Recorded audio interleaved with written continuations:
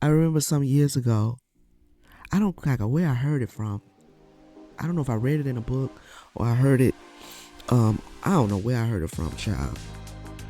I don't know. It could have been anywhere. I could have been watching Oprah Super Soul Sunday or something, and that's how long ago it's been. Um, I don't know, but I heard someone say, and it always stuck with me, that the thing that makes you angry is an indication of where you're being called to.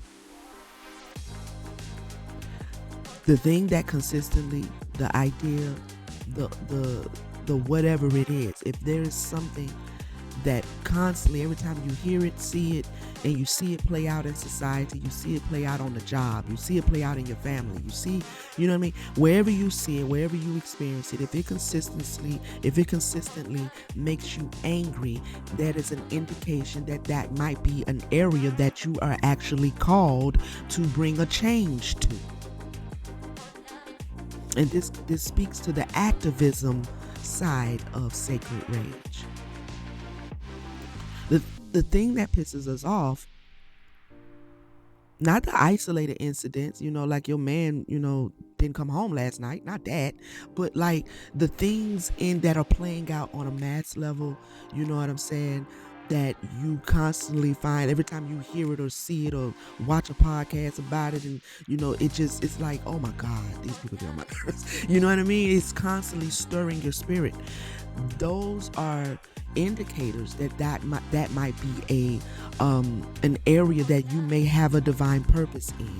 And if you haven't investigated that and you're just sitting with the frustration and sitting with the anger every time you experience it or run across it, then you haven't turned that anger into usable anger. You haven't turned that anger into activated anger to bring about a change. Whether it be at a large scale, because I don't know who's listening to me or who's going to listen to me in the future. If you have access to large resources and large scales to bring about a large movement, or starting at grassroots, or if it's just in your family or just on your job,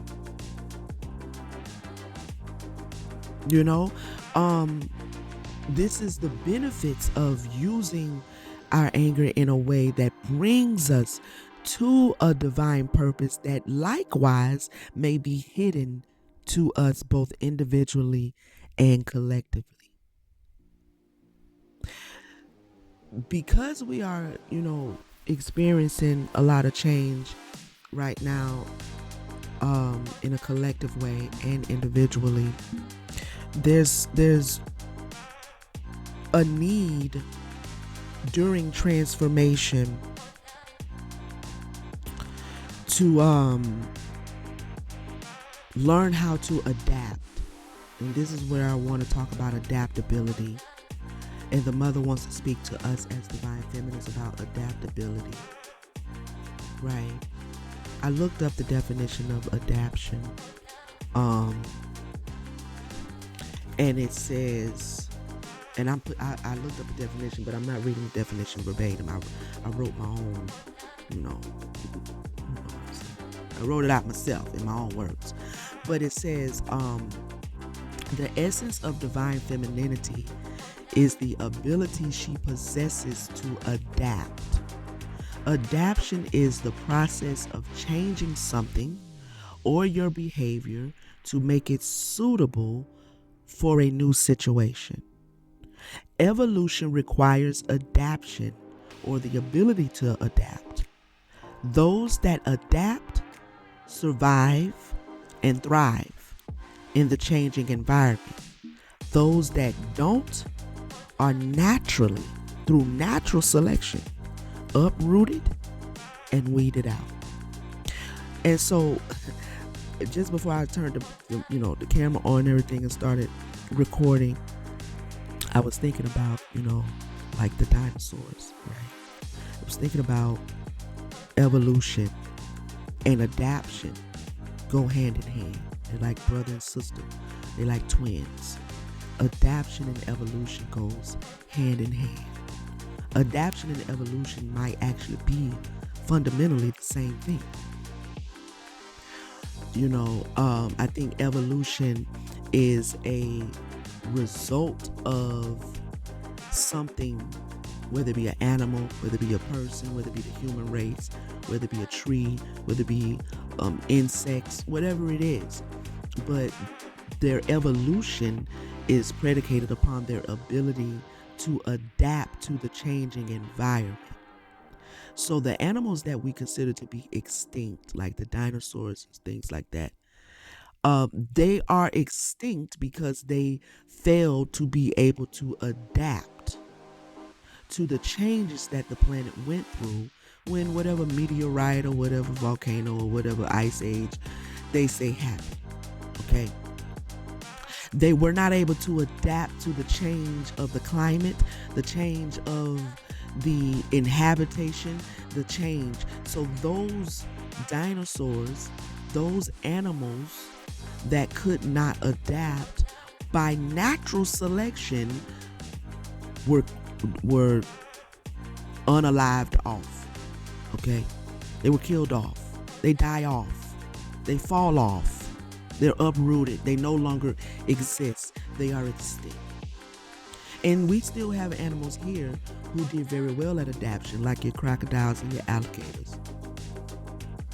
You know, all of the animals that are here are actually, you know, like a product of adaptation of another animal being able to adapt and make a change with the changing planet. And so we still have, you know, your birds and your bees and your roaches and your rats and your snakes, and we still have these animals because when the planet changed, they were able to adapt with the new environment.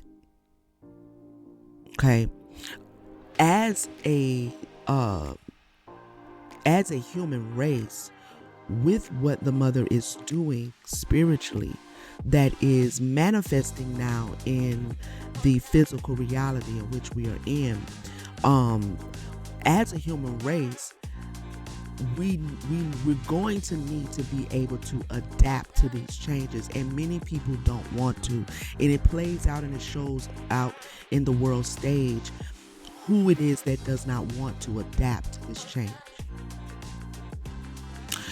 The rigid and logical aspect of masculinity, whether it be male or female, but the rigidosity, if that's even a word, I don't know, the rigidness, you understand what I'm saying? The solidity of masculinity is being called to have to change, and if it doesn't change, it will be uprooted. And when it changes, it moves into a divine masculinity, which is yielded to divine femininity, and so it understands the ebb and flow of the tide of the mother, and it can arc itself, so to speak. You know what I'm saying? It can put itself in a safe space so that it can flow with her as she's flooding, right? But when you want to be just, you know, stuck in your ways of thinking as it relates to politics, as it relates to economics, as it relates to reality as a whole, as it relates to family structure, as it relates to gender roles, as it relates to religion, you know, if you're going to be rigid, then you're going to have a hard time with this water that's going on. Okay? You're going to have a hard time because you're not able to flow with her. You're not able to swim in that ocean. All right? And so we have to, as divine feminines, draw even closer to the mother so that we are strengthening our ability to first reflect her, and in that reflection of her, we will naturally possess her ability to adapt and to change and to transform and to create a new frequency with the changing environment. Okay, this is at the essence of divine femininity. It is about having the energy and the frequency and the power to shapeshift. Okay? It is about having the frequency and the energy and the power to adapt. Okay? And so when we are looking at what's going on and looking at the changes we're having to go through, being flexible and pliable to the changes that you're experiencing as a divine feminine is key and paramount to you being able to access your individual divine purpose, and for all of us as a collective of divine feminine women to collectively bring about and fulfill the purposes of the Most High, the Mother, right? So, she wants us to learn to strengthen our ability to adapt. She also wants us to utilize and find our divine purpose. And like I said before, just to give you a little hint, look at what frustrates you. Look at, because anger is a type of passion. And if it didn't anger you, in other words, if it angers you, that means you have passion for the opposite of it. So whatever it is that angers you, you have passion for the opposite of that. You understand? So if you are angered by, like for me, I'll use me as an example. One of the things that really constantly angers me is abuse of power. Any form of abuse of authority in any area of society angers me, right? And so I work really hard in my divine purpose to create a safe space.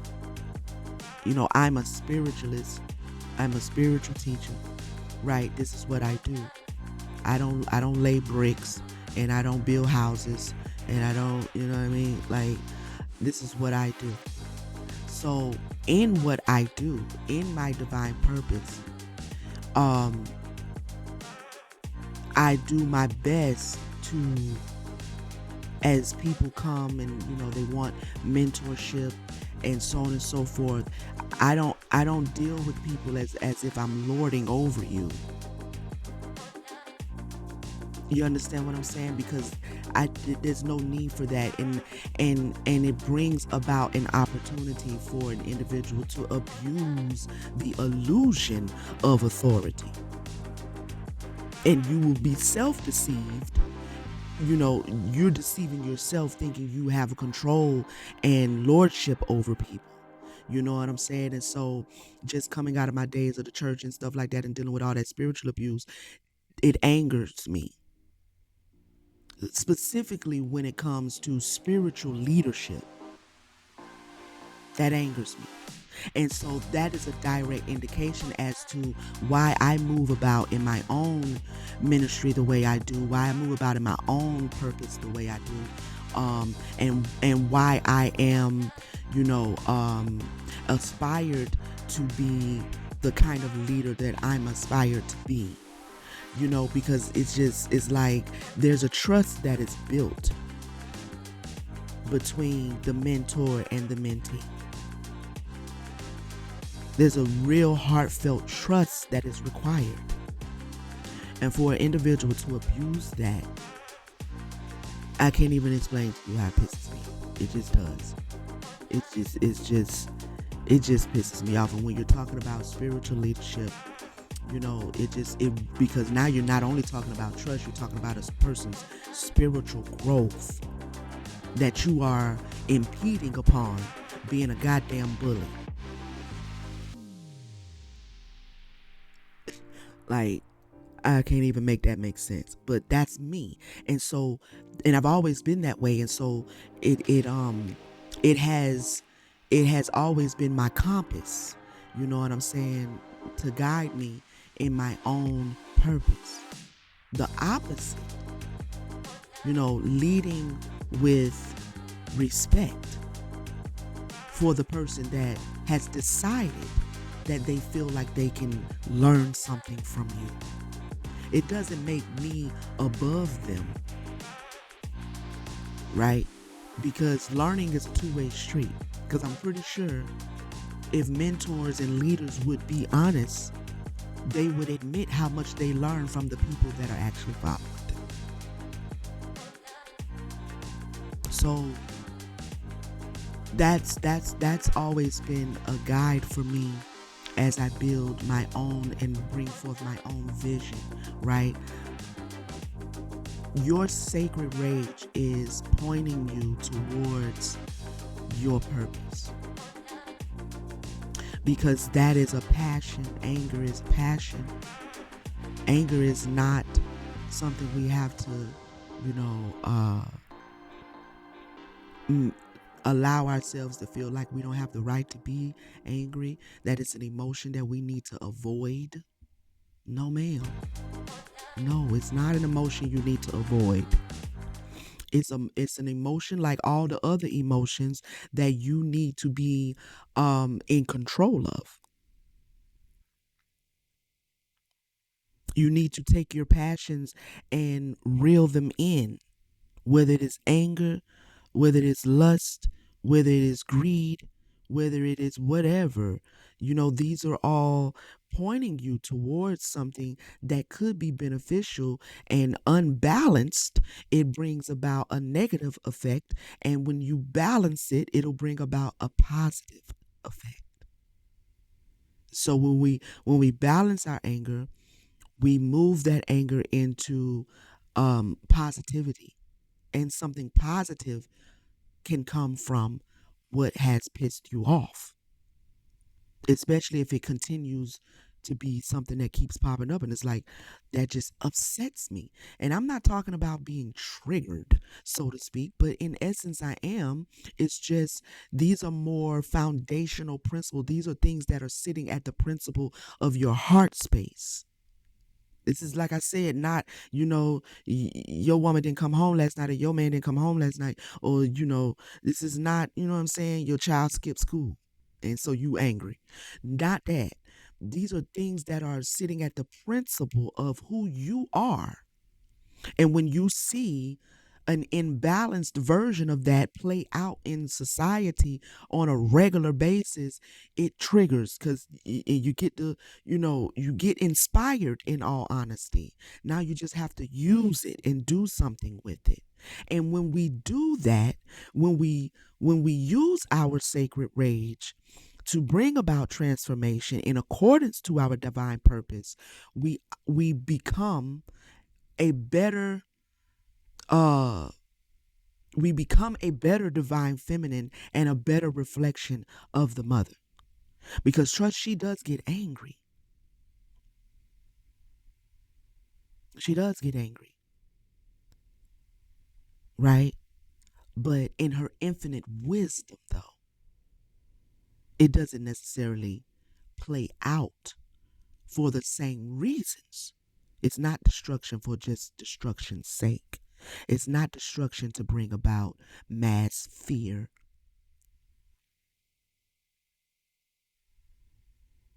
It is correction. And it is a moving of things, a breaking down of anything that cannot go and is not in alignment with where she is moving.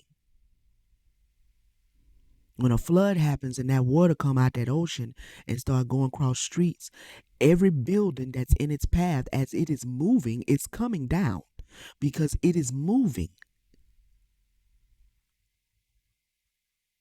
This is why we have so much physical destruction when there's floods, because that water's moving. It's not, you know what I mean? Like your little house and stuff gonna be floating in a minute because it's in the way of the path of the water.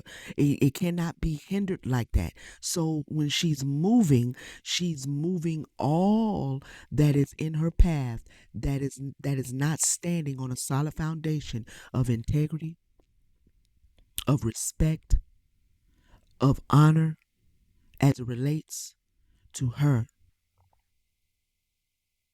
and all of her other created beings, including humanity, the animals, the trees, the plant. Like, see, the destruction that the destructive path that we have been placed on and put on and have chosen, that has to be corrected. That has to be corrected. And so that is what she's doing. And that is what we must do in our individual lives as divine feminine, is bring correction. Bring correction in love, but if it has to be torn down, it just has to be torn down. When you clear that path, then when the waters recede, you can rebuild something upon it that is more honorable, that is more respectful of who you are as a divine feminine, and you will demand that honor and respect from those who benefit from what you build upon it. So, this has been Sacred Empowerments of the Divine Feminine. Thank you for tuning in. Please take a moment to hit the like button, to subscribe if you have not, and also hit the notification bell so you know when I'm back with another one. I appreciate all of you. Thank you for your support. Thank you for, being a part of the collective of the Mother's Daughters ITV. Tell somebody about the channel, someone around you, someone on your job. Share the channel with other divine feminines around you who you think might aid or benefit or enjoy the channel. We're continuing to build, and so we're expecting beautiful and great things as we continue to fellowship and just keep each other uplifted. Please leave a comment if you feel led to. If you need to reach out to me personally, you may do that through my email, which is at the bottom of the description. Okay, and I'm trying to do better checking my emails on a daily basis, but I'll definitely get to you. If not, leave a comment, and I'll see you guys on the next Sacred Empowerment. Okay, peace, family.